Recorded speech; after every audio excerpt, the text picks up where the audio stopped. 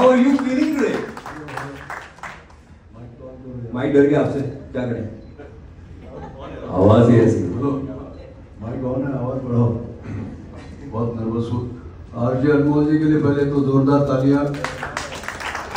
आपने इनको सुना होगा जब इन्होंने शुरुआत की तो देव साहब का बहुत सारा असर इन पे दिख रहा था। देव आनंद जी के बहुत बड़े फैन हैं और आप लोग जानते हैं, लेकिन फिर भी मैं कहूँगा रेडियो नशा में जो पुरानी चीज़, इनका शो बहुत सुपर हिट था, बहुत ही पॉपुलर आरजे हैं। और इनकी और एक बात बता दूं कि इन दिनों मतलब ये उतने अभी उनकी उम्र हुई नहीं, फिर भी ये थोड़ा सा मेडिटेशन की ओर झुक चुके हैं मेरी वजह से। अच्छा, मेरी शुरुआत हुई, मतलब ये जो आज 8 तारीख का जो शो है आशा जी का 90th बर्थडे, तो मैं भी समझता हूँ लाखों करोड़ों में से मैंने पता नहीं क्या पुण्य किया है।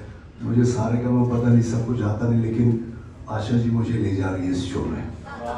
और मैं 1982 में मेलोडी मेकर्स नाम के ग्रुप में था, तब मैं 60 रुपये कमाता था, वैसे ही गाता था, आज भी कोई फर्क नहीं आया। लेकिन 86 में इन्होंने मेरा SD बर्मन जी की आवाज़ में एक गाना सुना, कुछ अमित जी के डायलॉग सुने और सीधे मुझे उठा के ले गए पंचम दा के यहाँ। और वो जो मेरा रिकॉर्ड, एक गाना मैंने रिकॉर्ड किया था उनके लिए, डोली में बिछाई के कहा लागे मोरे सजना के द्वार। तो ये गाना उन्होंने पंचम दा को सुनाया, तो पंचम दा बोले ये कौन है, इसको लेके आओ, ये मेरे पिताजी जैसा गाता है। तो बोले ये आपके पिताजी जैसा नहीं, ये सुदेश भोसले नया लड़का है।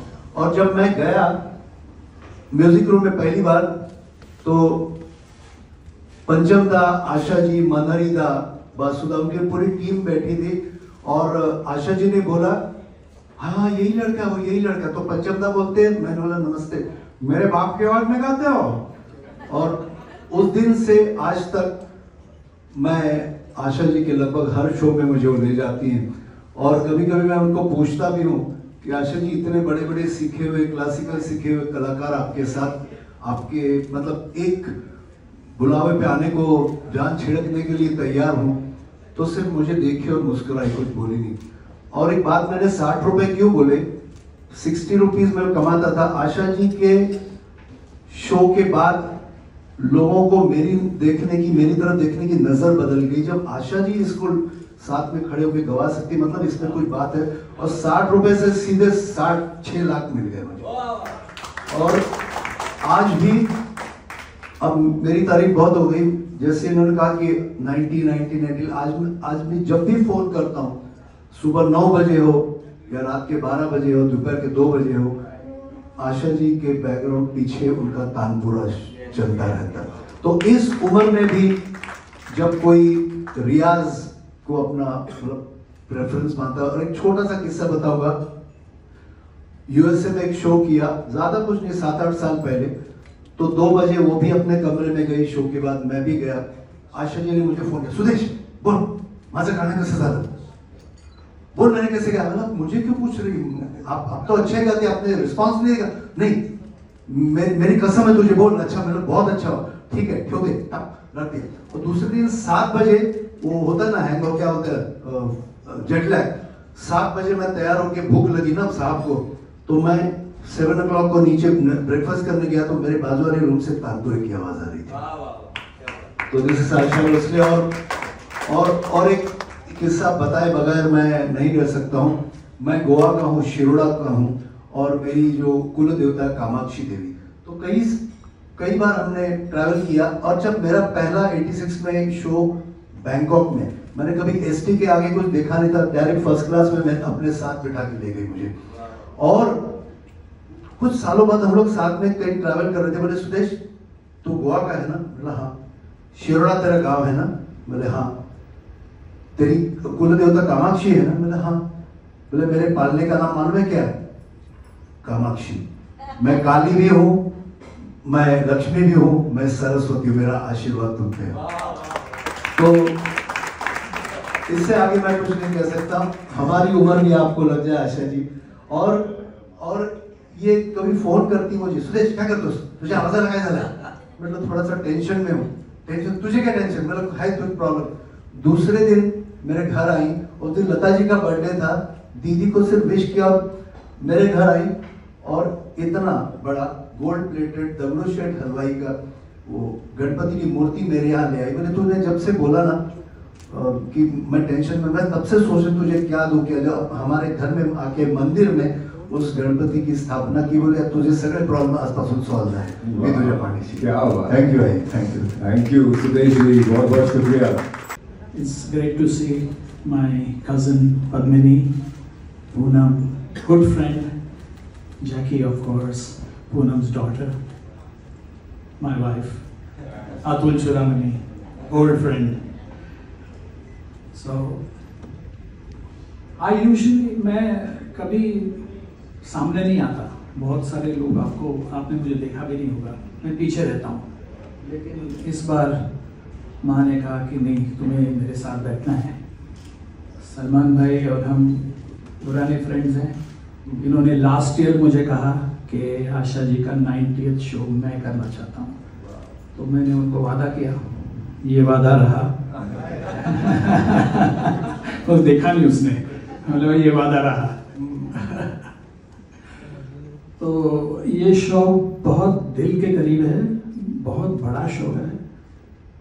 ये एक्चुअली शो नहीं कह सकते, ये ब्रॉडवे टाइप प्रेजेंटेशन है। मेरी माँ की कहानी जब से उन्होंने शुरुआत की अब तक, आज तक, एक म्यूजिकली इसको हम लोग प्रेजेंट करेंगे। हमारे साथ अबाउट 55 लोग परफॉर्म करेंगे, 23 डांसर्स हैं, म्यूजिशियंस, 20 म्यूजिशियंस हैं, टेक्नीशियंस हैं, सिंगर सुदेश जी हैं। तो ये अभी ये सब लोग कह रहे थे कि आशा जी गाने वाली है 90th ईयर, उन्होंने मुझे कान में कहा मैं नहीं गाने वाली, ये सब मेरे लिए गाएंगे। तो बस thank you very much Anmol, thank you everyone, and I will give it back to you. Thank you so much, thank you, बहुत बहुत शुक्रिया। That's what I'm saying, the caliber is, वो सब म्यूजिक कंपोजर्स, साहिब उद्यानवी, शैलीन, वजू साहब, everybody together, we will see them all in Asha Bhosle ji. Asha ji, आप कैसा feel कर रही हैं? मुझे पता है आपके जहन में, लेडीज एंड जोरदार तालियां। Thank you, please sit. I, इतनी सब हम बातें कह रहे हैं, आप sit sit sit, take it easy, settle. क्या आई, हम सब इतनी बातें कर रहे हैं, हो रही है, ये सुन के आपके दिलो दिमाग में इसमें क्या चल रहा है? तुम तो अनमोल हो ही। Thank you. इसलिए मेरी तारीफ करता है, बहुत तारीफ करता है, सभी तारीफ करते हैं। आप लोग जितना मेरे लिए बोल रहे थे, उसके पीछे 80 साल है। मैं उम्र की 10 साल में मैंने गाना शुरू किया, और मुंबई आने के बाद 43, 45, 46 में मैंने गाना शुरू किया, वहाँ हिंदी गाने। ये सब मेरे सामने पैदा हुए हैं जितने आर्टिस्ट बैठे हुए, तो सब याद आती हैं बातें, पुरानी बातें, पुराने लोग, पुराने म्यूजिक डायरेक्टर, आर्टिस्ट, क्या नहीं, सब इकट्ठा मन में होता है। और मुझे लगता है कि मैं कुछ भी नहीं हूँ, लेकिन इन सबको मैं जानती थी। आज अगर आपको फिल्म इंडस्ट्री का इतिहास जो है वो सिर्फ मुझे मालूम है, हर एक की लाइफ मालूम है, डायरेक्टर, प्रोड्यूसर, आर्टिस्ट, सिंगर, सब मैं जानती हूँ। मैं अगर बोलने बैठूँ तो 3-4 दिन लग जाएंगे, इतनी कहानियाँ हैं, वो सब मेरे मन में आती हैं, मैं कुछ भूली नहीं हूँ। मैं आखिरी मुगल हूँ, मैं आखिरी मुगल हूँ इस फिल्म लाइट का।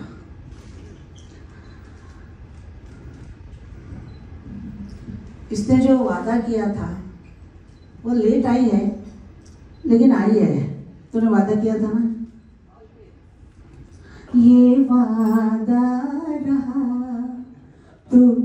तू है वही दिल में जिसे अपना कहा, तू है जहाँ मैं हूँ वहाँ, अब तो ये जीना तेरे बिन है सजा, है सजा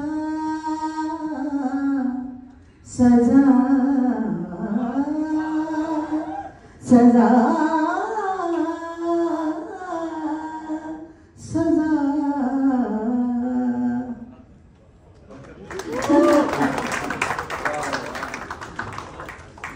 और इसकी बेटी ये जो पूनम है, पहला मैंने गाना गाया उसके लिए और बहुत चला गाना। और उसकी बेटी भी आज पलोमा यहाँ पर आई है, वो जो हीरोइन बन रही है। अभी अगले नेक्स्ट ईयर इसकी पिक्चर भी आ रही है। और पलोमा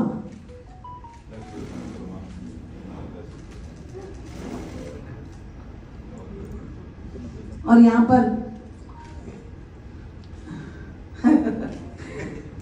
जय किशन जी आए हुए हैं, यानी जग्गू।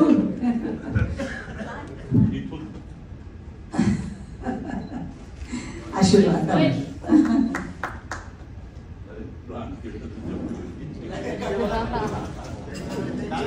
अभी आ गए। और मेरी भांजी, मेरी सगी बुआ की पोती, जो यहाँ पर मुझे कह रही थी मैं अभी जवान हो गई हूँ, आप बच्ची जैसा गाना मत गाइए। मैंने कहा क्यों, क्या कहाँ से जवान हुई है तू, अभी तो 17 साल की है। नहीं मैं जवान हूँ। मैंने कहा पंचम ने कहा कि इसके लिए गाना तुम आशा बच्चे जैसा गाना है। पूछो ना यार क्या हुआ, दिल का करार क्या हुआ, अभी तो ना मिले हैं अभी से, जाने हमारा आगे क्या होगा।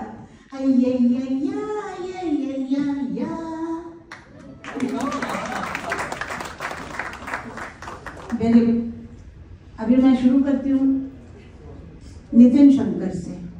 नितिन शंकर जो भी कहते हैं कुछ भी है, लेकिन मेरे छोटे भाई जैसे हैं और इतने बड़े कलाकार हैं। आज मैं आपको मतलब एज अ म्यूजिशियन मुझे मालूम है कि उनके जैसे तबला, उनके जैसे वो कोगा वोगा जो भी इंस्ट्रूमेंट है उस पे उन्होंने मास्टरी की हुई है और वो उनके जैसा कोई बजा नहीं सकता हर चीज़। आज मैं दिल ठोक के कहती हूँ कि वो हर पिक्चर का गाना, चाहे बंसाली जी का हो, चाहे क्या लगा पिक्चर अभी वो क्या नाम है उसका, जौहर, कोई भी पिक्चर के गाने जो आप सुनते हो उसका जो म्यूजिक रिदम होता है, वो रिदम 30 तबले बुला के उनको कहना कि ये तुम बजाओ, ये तुम बजाओ, ये तुम बजाओ, ऐसे उनका काम है। और वो बहुत बड़े कलाकार हैं, बहुत बड़े कलाकार हैं। मैं कुछ भी नहीं हूँ।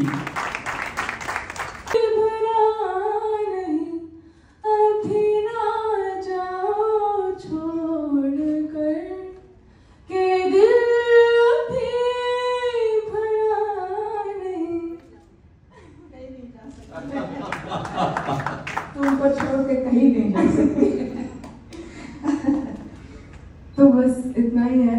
और आप 90 की हो गई हो, लेकिन आई थिंक मैं दादी ज्यादा और आप जवान ज्यादा। बस इतना ही। थैंक यू, बहुत बहुत थैंक यू ज़नाए। और एक ऐसी बात कह दी ज़नाए ने इस वक्त यहाँ पर कि इसी गाने में जो आगे साहिर ने लिखा वो बिल्कुल आशीष जी की आवाज़ पे और उनकी पर्सनैलिटी पे सूट करता है कि अभी अभी तो आई हो, अभी अभी तो आई हो, वो बहार बन के छाई हो, हवा जरा महक तो ले, नजर जरा बहक तो ले, ये शाम ढल तो ले जरा, ये दिल संभल तो ले जरा, थोड़ी देर जी तो ले, नशे के घूंट पी तो ले। अभी तो कुछ कहा नहीं 80 साल से, अभी तो कुछ कहा नहीं। मैं एक चीज कहूँगा कि कई सालों से कर रहा हूँ। अभी पूना में जब शो था 2 महीने पहले, तो हम रिहर्सल कर रहे थे, तो आशा जी ने मेरी रिहर्सल सुनी। बोले सुदेश काय तो ते नेहमी धमक धमक उड्या मारत असतो, जुम्मा जुम्मा शावा शावा, काहीतरी चांगलं गा। आणि उन्होंने मुझे एक बात कही कि सुदेश, मेरे साथ जितने मेरे कलीग्स थे, मेरे दोस्त थे, वो सब छोड़ के चले गए, मैं अकेली रह गई हूँ। तो प्लीज इस शो में तो शोर शराबा मत कर। एक गाना जिंदगी के सफर में गुजर जाते हैं जो मकान, मुकेश जी का कहीं दूर, हिमंदा का ये नयन डरे डरे, और सचिन दा का ओरे माझी का मेरे लिए का। और जब मैंने रिहर्सल में कहीं दूर कहा तो उनकी आंखों में आंसू बह रहे थे। और उसके बाद मैंने भी सोचा यार मैं ये क्या सर्कस जोकर बन के स्टेज पे आता हूँ, मुझे अच्छा गाना चाहिए जब मैं आशा जी के साथ पश्चिम में रहता हूँ। तो ये जिंदगी का बहुत बड़ा सबक दिया आशा जी ने। और मैं जनाई और जानाई, मतलब इनका नाम है जानाई, लेकिन ये आजकल के बच्चे तो जनाई बोलते हैं अपने आप को। तो मैं इनका ब्रेकफास्ट अंकल हूँ। हम लोग जब टूर पे जाते थे तो इनकी मम्मी अनुजा जी और आनंद जी ये लेट उठते थे, मुझे बोलने में बिल्कुल शर्म नहीं आती, और ये 2 छोटे छोटे बच्चे दौड़ के मेरे ब्रेकफास्ट अंकल, और इनकी पूरी 1 महीने की ड्यूटी मेरी थी ब्रेकफास्ट इनको खिलाने की। और आज भी वो बड़ी हुई, लेकिन मुझे आज भी ब्रेकफास्ट अंकल बोलती है। तो तू कितनी भी बड़ी सुपरस्टार हो जा, अवार्ड लेने भी मैं आऊंगा, वहां से मुझे आवाज देना ब्रेकफास्ट अंकल, ठीक है? God bless you, thank you. Thank you, बहुत बहुत शुक्रिया। माझा प्रश्न आहे की तुम्ही दुबईला जो कॉन्सर्ट करताय त्यामध्ये मराठी गाणी तुम्ही कोणते परफॉर्म करणार आहात? एक मराठी गाणं गाणार आहे आणि ते माझ्या बाबांचं। झाले युवती मला दारुण रणरुचिर प्रेमसे, झाले युवती मला युवती मला दारुण। हे गाणं मी पहिलंच गाणं ते माझ्या वडिलांची आठवण सांगते। मराठी माझा मराठा, माझी महाराष्ट्र, माझी मराठी। समीर मेरे पर मूवी का इसमें दिखने वाले हैं, तो लता दीदी का बहुत बड़ा कंट्रीब्यूशन रहा है, तो उनका कोई रेफरेंस या सॉन्ग वगैरह देखने जी जरूर ऑडियंस को? जरूर होगा। वो तो बचपन में मैं उसके साथ ही बहुत रही, तो हम भाई बहन, 5 भाई बहन एक ही हैं, 5 उंगलियाँ हैं, एक उंगली, लेकिन है अभी भी। तो उसका जिक्र ही बराबर होगा सब चीज़। और मेरे पिताजी और सब भाई बहन जितने मिलने वाले, जितने गाने वाले, वो सभी आएंगे। जितना मेरे पास टाइम है उस पर मैं सबको बिठाऊंगी। आशा जी नमस्कार। लिपिका आपको बहुत बहुत शुभेच्छा। एंड आपने, हाँ मुझे देख पाएंगे, लेकिन ये लोग कवर कर रहे हैं ना, कोई बात नहीं। हाँ, मैंने जब आप माई सीरियल कर रही थी तब मैं आपसे मिली थी। Age is just a number for everybody and specially for you. आपने उस समय मुझे कहा था कि मैं 48 घंटे काम करना चाहती हूँ, याद है? जी हाँ, और आपने ये कर दिखाया। तो आप इस जनरेशन को क्या मैसेज देना चाहेंगे?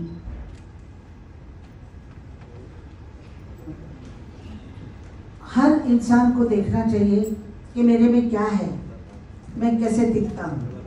हाँ, अगर वो अच्छा दिखते हैं, अच्छा एक्टिंग करते तो एक्टर बने। अगर कोई अच्छी पढ़ाई करता है तो उस पढ़ाई में चला जाए, जैसे जैसे जिसको जो आता है। लेकिन काम कोई भी हो, मेहनत बहुत ज़रूरी है। मेहनत के बिना कोई काम होता नहीं है। आप बैठेंगे कि मैं गद्दी पे बैठा हूँ, यहाँ मुझे चाय आ जाए, नहीं होता है। आपको उठ के चाय बनानी ही पड़ती है, चाहे कुछ भी हो जाए। नौकर चाकर भी हो, उठते नहीं 5 बजे, हमको चाय बनानी पड़ती है। क्योंकि मैं गाने के लिए जल्दी उठती हूँ, तो मुझे चाय बनाने की आदत है।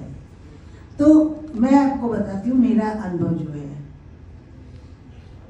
जो गाना बचपन से सुना पिताजी से, घर में गाने वाले जो जितने मतलब उनके शिष्य आते थे, गाते थे, दीदी गाती थी, सब गाते थे।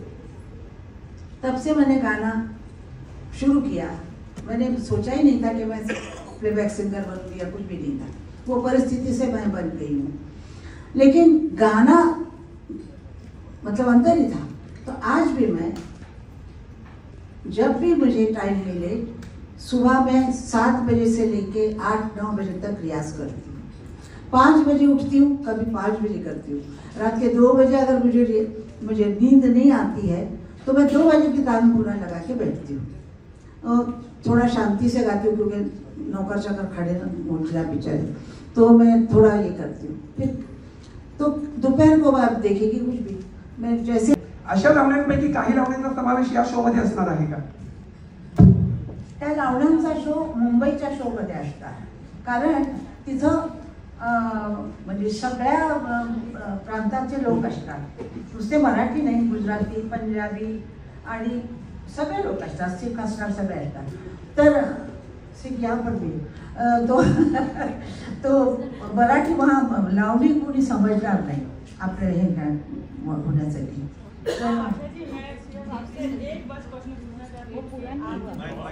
Mic mic mic mic